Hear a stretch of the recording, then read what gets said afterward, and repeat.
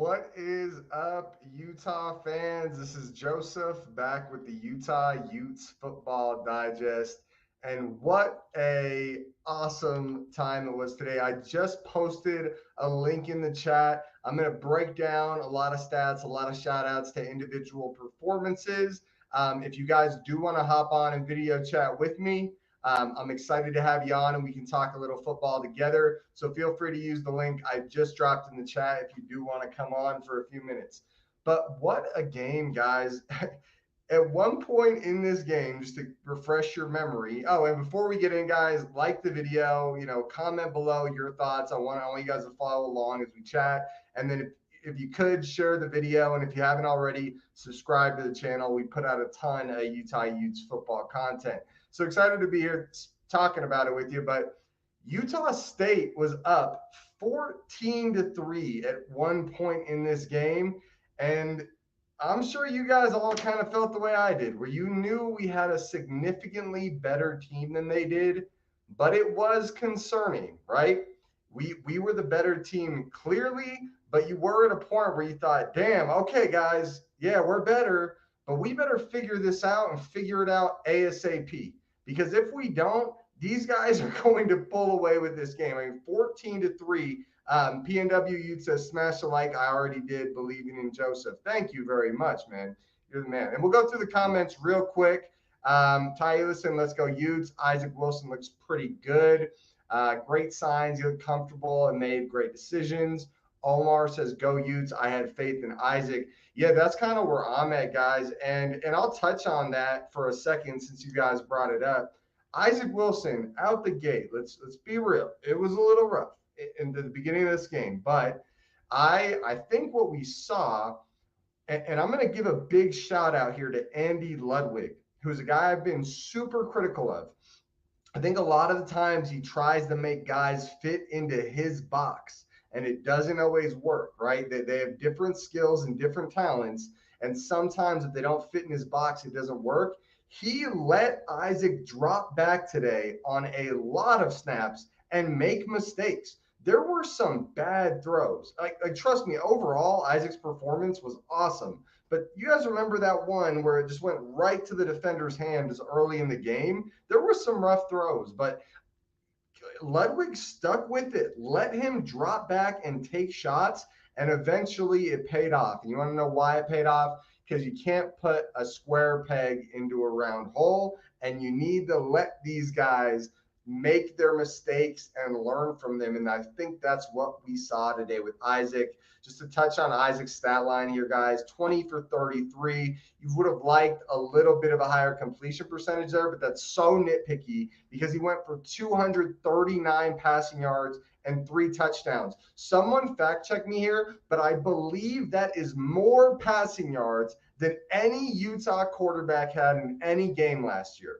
Fact check me. But I'm pretty confident about that number. I didn't double check yet, but I am pretty sure that Isaac Wilson had more passing yards today than any other quarterback for Utah last year. So as much as he had an up and down day, overall it was a great performance. And like I said, probably better than anything we saw last year. And that includes Bryson Barnes against USC at the Coliseum. So pretty impressive. Greg Hawkins says, let's go Utes, baby. Absolutely, man. Utes better for Gatorade Gate. Oh, Gatorade Gate. You're referring to the Gatorade on the sideline. Car Wash Channel, let's go with Utah wins. Love it. Nice to get out with a win in a trap game. It was, I don't know how you call it, a trap game. I get where you're coming from, Jimmy, but it was kind of just a weird game where it was, we were up against the wall where – I don't think it was a trap game because I think we knew this was going to be a challenge. I got a lot of comments under my videos this week, like 70-0. And it was like, guys, what are we talking about here? We're going to have a guy that so far has not proven it at the D1 level that he can be a solid starting quarterback. Now today changed that, right? Isaac proved it. It wasn't a perfect game, but 3 touchdowns, 1 pick, 239 yards. That's a heck of a game, guys. And he won me over. I'll tell you that much. And more than that, guys, we had a 3-score win away against a rival opponent. we better, and with our backup quarterback starting the entire game, they better respect that in the rankings, dude.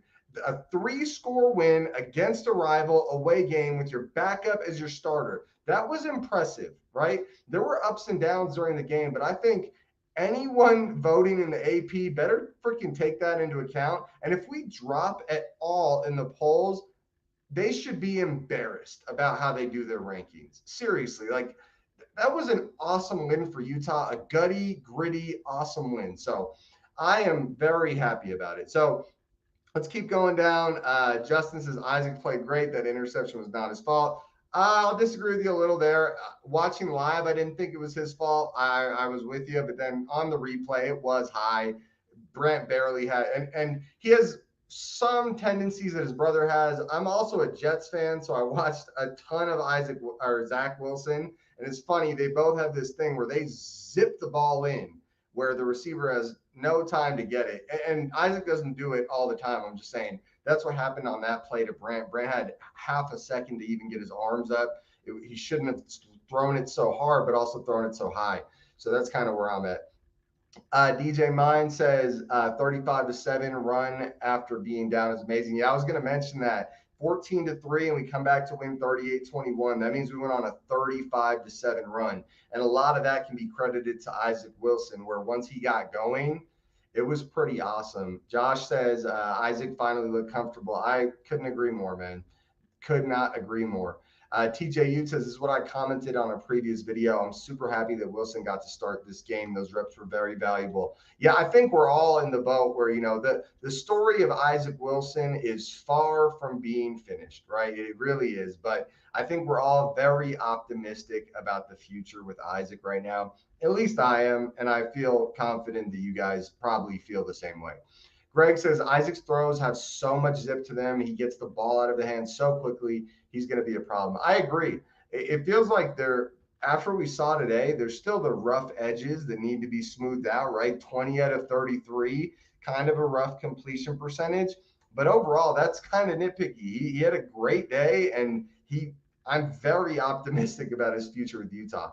Isaac seemed like he had the whole playbook at his disposal. I touched on that earlier, Justin, where it felt like he, really stopped trying to fit the square peg in the round hole. And he let Isaac play his game where it's a risky game, but it's like, hey, what you were doing before wasn't working. We were trying to make him fit in his box. Let him make mistakes because we're not winning this game if you don't let him make mistakes. It's better for him to throw a pick here and there than to have him not complete any passes or every pass is behind the line for 0 yards. So I like to see it. Dave Phillips says it was nice to see the playbook open up for Wilson. He played well. The defense needs to give their game ball back. The secondary played the whole game in wet cement. Oklahoma State will be trouble. I wouldn't agree with that. I think the secondary for Utah had wild swings in this game, right? The huge interception return, 30 plus yards by Calhoun. The Smith Snowden monster one-handed grab it out of the receiver's hands interception in the end zone. I mean, those were huge plays. So to be super critical of them seems a little rich, but they definitely had some ups and downs. But there were some guys with some great games. Christian Carlson says Oklahoma State about to rail Utah. Well, he's an idiot. All right, DJ and Tay, 35-7 run was a great effort. Defense needs to get calls in earlier. I have no idea what the holdup was. That's how we run our defense, DJ and Tay. That's what it is, right? Scally makes the call live from the sidelines. It has its pros and cons, and definitely I think Barnes, knowing our defense, was able to take advantage of that at time, right? Being so familiar with them. But it is part of what we do, and it has its ups and downs. The baseball bat bros, go Utes, baby. Go Utes, baby. PNW Ute, Oklahoma State, and QB Allen Bowman logged 591 yards today. Utes will have their hands full. I was watching them, and I'm going to be honest, we'll do the breakdown next week, so I won't touch too much on it. But Allen Bowman's numbers headed into this year were not impressive. I do think Tulsa was not a good team, right? I don't think they were a talented team, but Allen Bowman looked good. I'll give you that. 591 yards a day, and Allen Bowman made some throws, some real nice throws. So I think you make a good point there, bro. They're gonna give us a run for our money. And DJ and Tay says Oklahoma State played a significantly worse team. Like I just mentioned, it was a significantly worse team. I felt like Utah State, maybe it's a home thing, right? Utah teams at home just do super well. I mean, you think BYU, Utah, Utah State, like we have a good home field advantage, all three teams, where maybe at the Coliseum against USC, it was just such a tough environment for them, and being home is where they thrive. Um, Even with the pick, 3-1 TD to INT ratio is respectable. I agree. That's actually not just respectable. That's really good, Omar. TD to INT. PNW Youth says, okay, stay now in Bowman logged. Oh, didn't you just comment this? Oh, same comment, dude. Come on. KS says he was throwing a little fit about the defense. Haha. Yeah, it was up and down. Big 12 feels primed to be a crazy competitive season. Hunter says couldn't be more excited. I know, man. That's a great comment you said there. What a wild past week or so in the Big 12 that has just opened up this landscape where anyone could grab this conference. Seriously. I am very excited. Omar says OSU looks worse than I anticipated they would be so far this season. Still definitely a threat though. Ty says, you think Cam comes back next week? Yeah, absolutely. I mean, the word is we'll see how everything goes from here on out. But the word is Cam's playing against Oklahoma State, and I think we need him, right? Isaac did a heck of a job, but going to Logan and playing against Utah State is not the same as going to Stillwater and playing against Oklahoma State. So if there's any Oklahoma State fans, know that Utah fans definitely respect what you guys are capable of, especially right now. Looks like a good squad, right? I don't know how much you've been really tested, right? Arkansas had a pretty tough showing. But, we were playing Utah State, so it's hard for me to point too many fingers. Ty Ellison says thoughts on Dorian Singer. I'll touch on Dorian Singer right now. Dorian Singer, 5 catches for 66 yards. And, Isaac was just peppering him with targets and some really bad balls to Singer. And Singer was able to just kind of jump out and fight for it and get a shot, right? And to catch it at least. So that's nice to see. Justin says, was it just me? Oh, but just to touch more on the Dorian Singer thing, uh, that was awesome, right? Dorian Singer has not made an impact much this season, and it was awesome to see him make an impact when we needed him the most, right? When it was like, hey, we need you to help out Isaac Wilson. Isaac Wilson felt very comfortable, just peppering him with targets, and it worked out super well. All right. Justin says, was it just me or was there a lot of drops today? Justin, I think if you watch it back, because I always try to watch the replay when they show it live on TV to see, hey, what really happened? What did I see in real time? And I think there was a lot of overthrows more than there were drops, just being honest with you there. Jimmy says, me too, KS. I'm not sure. Oh, okay. You're mad at the defense. What's your take on opting to get 3 points rather than punch it in at the half-yard line? Oh, at the end of the game? I get where you're coming from with being annoyed about that, Red Leg U. I get it because I understood the conflict of the decision there. But think about it like this, right? If we miss and we go for it, there's a world where they come back only down 2 scores. If we kick and we get it, we're up 3 scores. And there's not really any realistic world where they come back from that. So I actually think kicking was the right decision. Greg says, you know how good it feels to finally have a sense of relief that our backup QB doesn't suck? Preaching to the choir, bro. Preaching to the freaking choir. Dees says, where is Karina Reed? I really don't know, bro. I don't know. I don't have an update on that. If anyone else does, drop it in the chat. Jimmy says Reed was the late scratch. Okay, then Jimmy already dropped it in the chat. And Ty's talking about the hit on number 24 on Utah State. And should have been a pick. I believe you're talking about the Tao Johnson hit. I made a post on Twitter. That's probably the best hit we've seen all year. I don't think Tao Johnson had a perfect game, right? It was kind of up and down. He let up a few plays here and there. But overall, that hit was a freaking statement, dude. You kind of track the game back. that is when the momentum did start to change a little bit, right? It did start to change. PNW Ute says a hand laceration preferably heals for more than a week. So playing Rising was probably on a break glass braces. Absolutely. Yeah. I even put it on Twitter. They're like, hey, he's a great, I'm glad he's dressed because break glass, if we're down by 3, 4 scores at the half, like maybe you throw Rising in because as much as this doesn't matter for conference play, guys, it does matter, right? Like if we want to go to the college football playoff, your record during the season matters. Um, D says, is Karina Reed injured? Will he be good to go next week? I don't have an answer on that, but hopefully he is good to go. Hunter says, love seeing the strategic use of Loner on those jump balls. Hope he puts up one up against the Cougs. Yeah, that was, bro, that jump ball. Dude, Isaac throws a nice little, what would you call it? Like kind of like an outside shoulder ball, right? He did that one to Rising or to Ryan, Carson Ryan on the out route where he just enough where he could grab it. Same with Loner. He has a good like 50-50 ball type of shot. I like that. I like that a lot. TJ Utes, Stanley struggled more today than I thought he would. Hopefully it was just a fluke. Yeah, I felt bad for him. It felt like, I don't know if it was nerves or what. It was like after the first drop, it seemed to have spiraled out of control. The first drop was actually, if you watch it back, in my opinion, it was on Wilson. It was a very high throw. And to expect a running back to make that grab is tough. But the second drop that Dijon had was rough. It was right in his hip, and it was just, come on, bro, you got to catch that. You got to catch, especially when that was when Isaac had not been putting it together yet, and it was like, yo, dude, help the kid out. So that was tough to see. PNW uses Greg Hawkins. The Utes backup QB didn't suck on either side. Yeah, Bryson Barnes looked pretty good too. Eris Al says, what's up all the way from England. What's up, man? Good to, I don't know if Eris is a feminine or masculine name or a man or a woman. So what's up?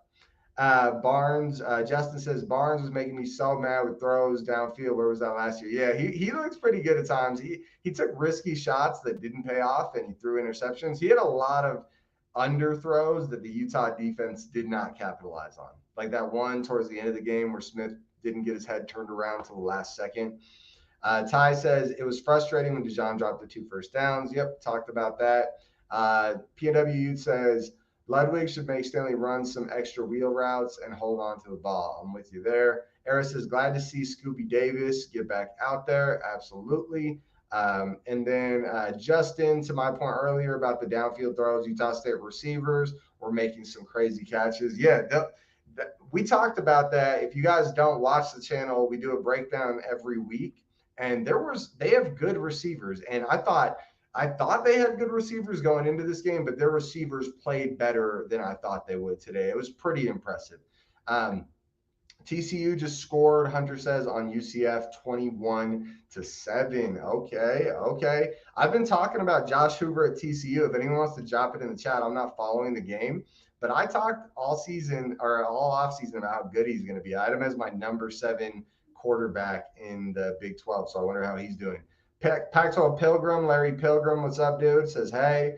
TJ Utes, I'm happy for Bernard. He worked it today and deserves a lot of credit. Yeah, talk about Bernard. He's a guy I definitely want to give a shout out to. 17 carries, 123 rushing yards, and a touchdown. Guys, a 7.2 yards a carry. And what's even more impressive, just like last week when the game was tight and we needed some plays, that's when Bernard started going off, right? That's when he stepped up. He made that huge run. I mean, what was that thing? 50+ yards, that run towards the end of the game when it was just a 1-possession game. It was a 1-score game, and Bernard just breaks one up the sideline. What a nasty run. And then he also, like on that drive to kind of kill the clock, him and Mike Mitchell were running out. Now, Bernard deserves the bigger shout out. But Mike Mitchell, 14 carries, 75 yards, and I liked his running today. It wasn't just the yards. It was tough. You heard his helmet and his pads cracking into people. And I think that's his role this year, right? Is an athletic, muscular power back that has that breakaway potential. That's what like the coaching staff and the team needs from Mike Mitchell this year. A guy to just get those bruising, tough yards. Eris says, any word on if College Game Day will be in Stillwater next week? It'd be a shame if it wasn't. Benjamin says, Barnes looked like he could read our defense better than the average opponent. wonder why. Absolutely, I agree. Baseball Bat Bro says, how do you feel the D line look today? I feel like the D line led up some running plays, right? But as a whole, I thought the D line actually played fantastic. Seriously, I thought the interior D line left more to be desired, right? If you're looking for a deep analysis, but the edge play I thought was very good, right? Just to let you guys know, edge rusher Van Fillinger led the team in tackles with 8 tackles, 2 solo tackles, half a sack, 1 tackle for a loss, and a pass deflection. Overall, he was kind of low key where his name wasn't called at the time, but he probably had the most impressive defensive performance of the day, at least tied with anyone else. But it wasn't like you heard his name all day. He was just in there on a lot of plays, a lot of freaking plays.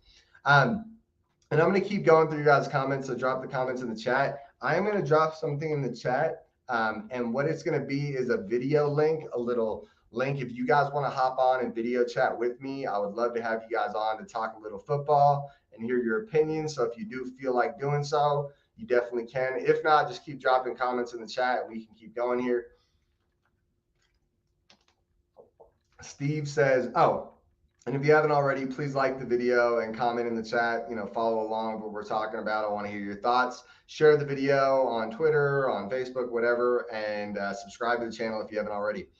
Steve says, loved seeing Wilson get more comfortable and do his thing. That was the big takeaway for me. We need to get back to fundamentals with the open field tackles. Hopefully that gets cleaned up.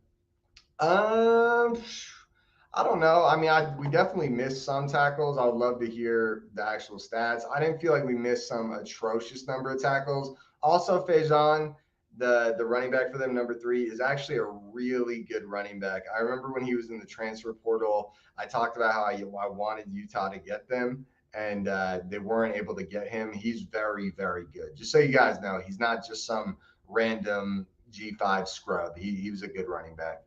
Pac-12 Pilgrim says Utah State's adrenaline to start the game was clear to see. Utah was the biggest game on their calendar. I agree, and I think we all knew in a world of possibilities that this is how it would come out. I think I touched on it in the Baylor game, and I touched on it in this game where it's like, hey, when you're playing an inferior overall talent team, there's a chance that they come out the gate hot and pull away. It happens all the time, like for top 10 teams where they're playing a worse team, quote unquote worse team, and that team pulls away early. Don't forget, the first quarter is not the game. I was actually telling this to someone at work the other day where it's like, hey, the first quarter is not the game, and especially if it's on explosive plays. Because if you're getting explosive plays and it's not just consistent drives, how long are you going to be able to keep up these explosive plays? You're going to get tested and have to put together some long methodical drives. If it's all explosive plays, it's not going to be consistent throughout the game. TJ Utes says, I'm happy to see Keithy make some plays as well. He was seriously underutilized against Baylor last week. Couldn't agree more, dude, especially for Isaac to have that comfortable target. Brant Keithy went 3 receptions for 68 yards, and Isaac actually targeted him a lot more than that. There was a good chunk of missed passes and incompletes that were headed Keithy's way. PNW Ute says Faison had it going on. I think that the Trojans broken the Ags for tougher competition. Maybe for sure. Eris says, but Faison definitely did have it going on. What's the rumor you're taking on why Jalen Glover has not played 2 weeks in a row? I knew someone was going to ask about this. I don't know. It's something I noticed today as well. Anytime, like when we were running the clock down, and I thought, why is Jalen Glover not in? I don't get it. Could they be redshirting him this late in his career? Because he never got redshirted, and you can redshirt anyone at any given time. I don't think that's what's going on. It is weird. It's peculiar. It's concerning. He posted the ominous tweet. Not a great look. I don't know what's going on there. I'm guessing that's off the field stuff because he's a good running back. Who knows, right? So we'll see what happens there. But overall, guys, a great game. Seriously, a 35-7 run after they started off 14-3. We go a 35-7 run.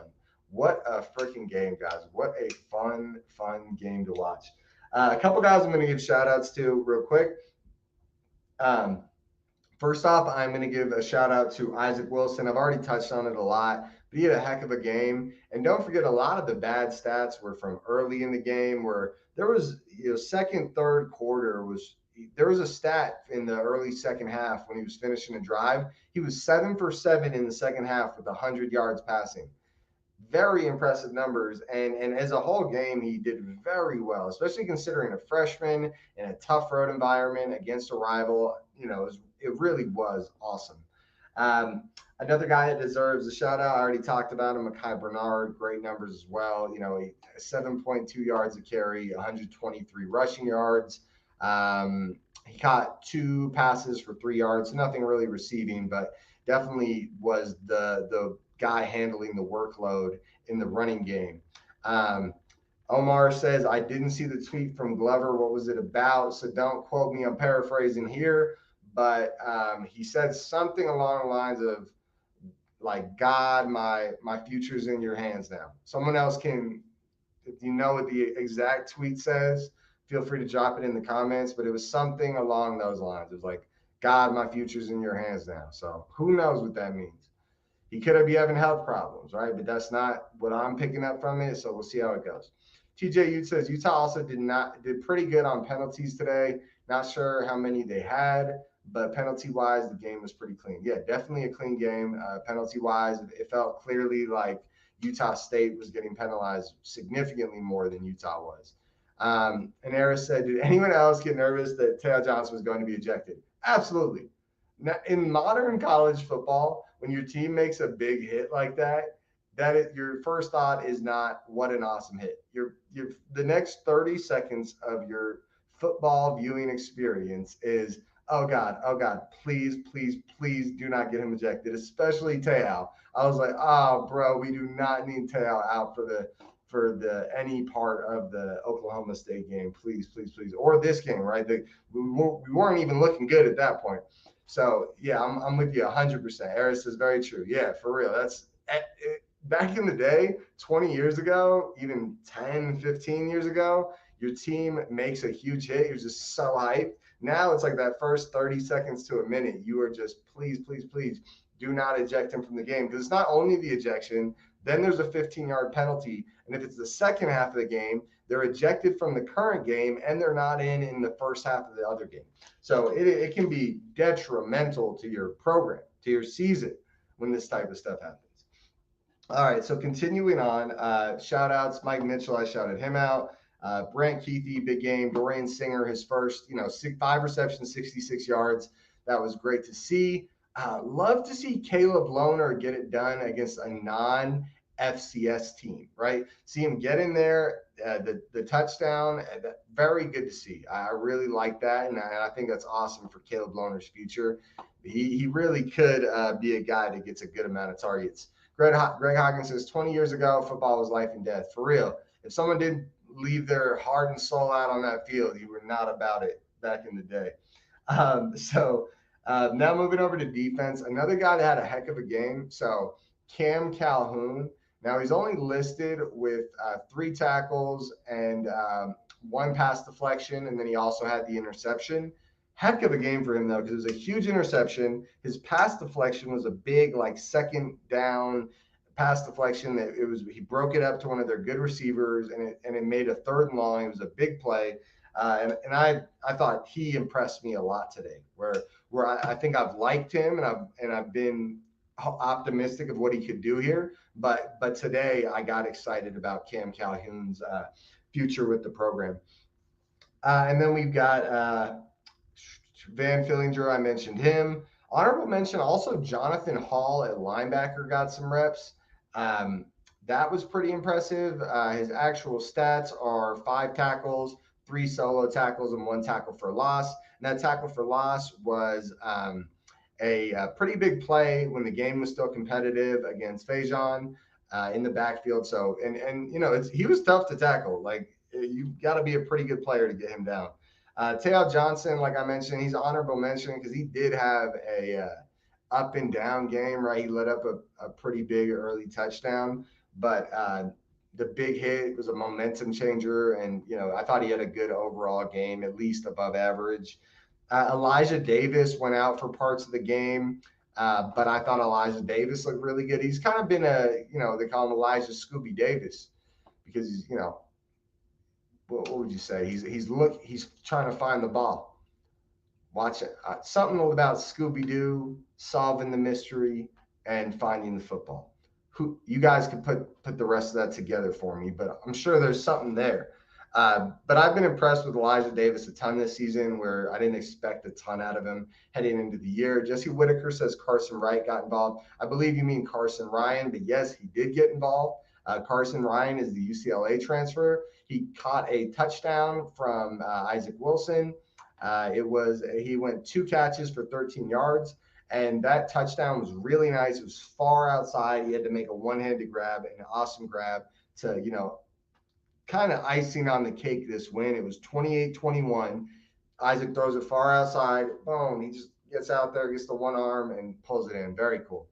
Connor O'Toole never got back in after he got hurt. I did not hear anything about that, but I didn't see him get back in after he got hurt. So I'd love to hear if anyone has an update on that. Jesse, Carson Ryan got involved. Oh, yeah, you corrected yourself. But yep. Pac-12 Pilgrim, Larry Pilgrim, the man, the myth, the legend. DBs contested every throw, solid showing. Great. Yeah.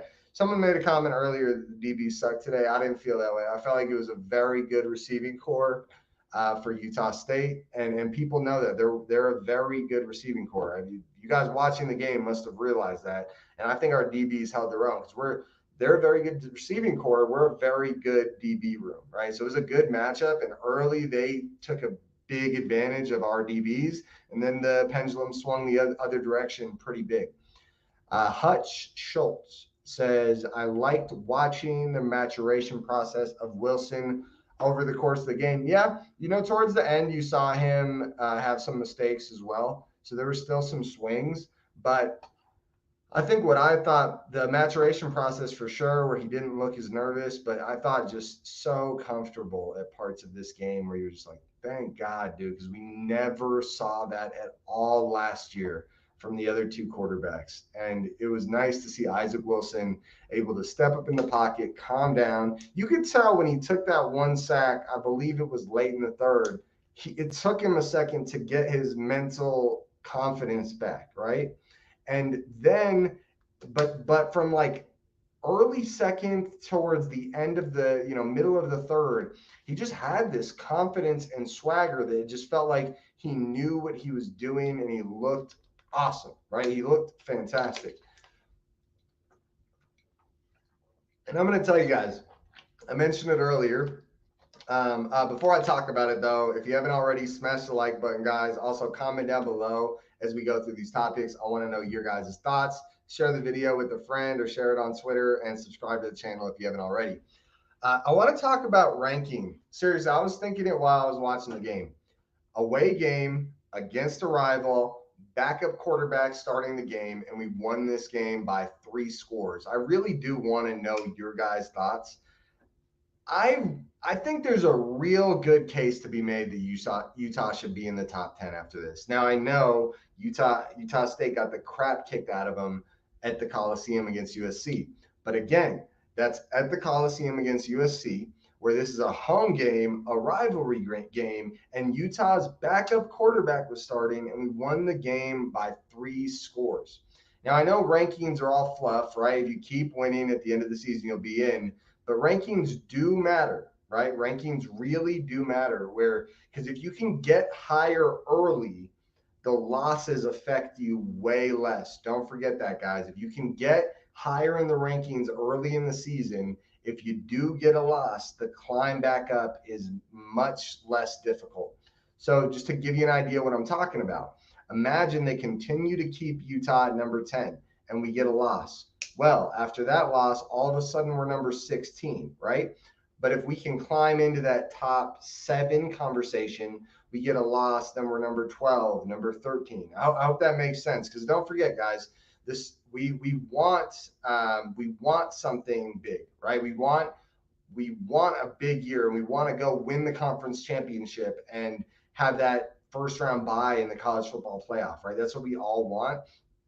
But let's not forget that that's not always what happens, right? That's not always how the story goes. If I would have told you a month ago that Isaac Wilson would be starting this game against Utah State and, it'd be a big impact on our season and we'd have a lot of pressure on him, I'm sure you guys wouldn't have expected that to happen, right? This stuff happens. You don't know how the season's going to go, and the bigger bumps you can get in those rankings and in the little stuff, it matters a lot. Car Wash Channel says, Greg Hawkins says a win is a win, 3-0. I'm with you. Car Wash Channel says 3-0. Next is 4-0. Go Utes. Yeah, we're going to go into Stillwater and kick the crap out of them once we got Cam Rising back, dude, because that's the thing. Like, you saw what a slow, rocky start does to a team. That probably doesn't happen with Cam Rising. Not that he never has slow starts, but it was a prolonged slow start with Isaac Wilson, and he had a hell of a game. Don't get me wrong, heck of a game. But that probably doesn't build that way if Cam would have been in there. Benjamin says, I agree there is a case for Utah moving up in rankings, but I think more voters will penalize Utah for not doing what USC did to Utah State. Some voters won't look at as nuanced as we Ute fans might. I'm with you, and that's why I'm commenting on it. Just, I love your comment, Ben, because that's how I feel. Whereas I could see them looking at the USC game, looking at the Utah game, and docking us. There's a chance we drop in the rankings, which would be blasphemous if we drop in the rankings, because that's crazy. We had our backup quarterback starting the game and won by 3 scores. That would be wild. There is a real world where it happens, but I think we either my projection is we keep our spot, right? I think we should move up, right? When you consider how much Cam means to this team, we were able to get this a 3-score win on the road against a rival with a backup quarterback. That just means we're such a good team with Cameron. So, we'll see how that goes. But that's kind of my thoughts on it. PNW Ute, I could see the lazy media put Oklahoma State ahead of the Utes. I could see that as well. Who need to take care of business next week. It will suck if we drop, but we might just get mentally prepared. Benjamin says, I'm with you, bro. Hutch says, you really expect Utah to get some love in the polls? No, I don't. I don't expect anything. But hey, if it means Oklahoma State climbs up the polls, like imagine next week Oklahoma State is number 8 and we go to Stillwater and get a 7-point win. You better respect us after that, right? Like, hey, okay, if you're gonna put Oklahoma State on this pedestal, great. But after we beat them, you better not act like they weren't, and you better respect our team and give us the ranking we deserve. Jimmy says, does anyone know if they're going to do a post-game interview with players and coach? I haven't heard anything about it. I haven't seen an update yet. If anyone knows, feel free. But outside of that, guys, I am going to get us out of here. Please smash the like button before we leave. Comment down below before or after the live stream your thoughts. And subscribe to the channel if you haven't already. Share the video with a friend. And seriously, guys, this is where the season gets fun. This is where we're about to take off. This is going to be such a great time. Larry says, go Utes, guys. From here on out, the hype just builds and builds and builds. And we are in for a wild ride. This Big 12 landscape looks like week in and week out, the rankings are going to just fluctuate. I'm out of here, guys. Subscribe to the channel so you can be along for the wild ride. I'm out, guys. Go Utes.